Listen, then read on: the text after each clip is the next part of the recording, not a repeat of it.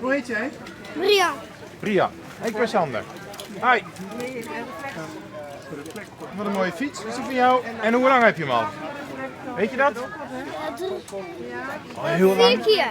Oh, zo. En wat is er mis met je lamp?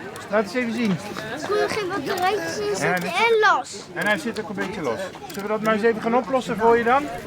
De leerlingen van de tweespanning Drachten kunnen onder oren haar een handigheid met de fiets testen.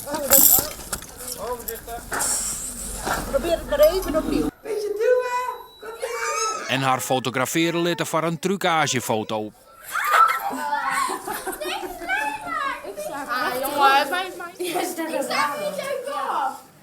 We moeten er een andere lamp op zetten, want deze wil niet meer.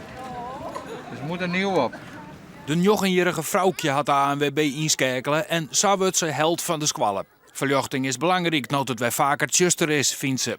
Als ik 's maandags naar squallen fiets, dan zag ik soms wel hard banden. Het locht net op, dus dat is wel gevaarlijk. Kijk, een knop gedrukt. Heb je licht? Ja, zie je dat? Oké. Het doel is dat we zoveel mogelijk kinderen verlicht naar school laten fietsen. Dus met een veilige verlichting, een veilige fiets.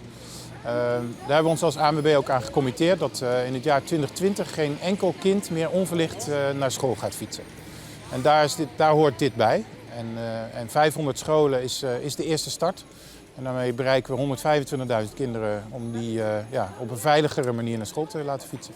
Brian is intussen net blij met zijn nieuwe vergezen ANWB-lampen. Ik denk dat ik het zo mooi vind, denk ik. Heb jij wat driebellen? Ik denk dat ik het zo mooi vind, zo op wat we houden wel. Je wilt dat niet? Je krijgt een nieuw lampje toch op? Of wil je dat niet? Nee. Als je dat niet wilt, klaar? Nou. Dan krijg je geen lampje erop.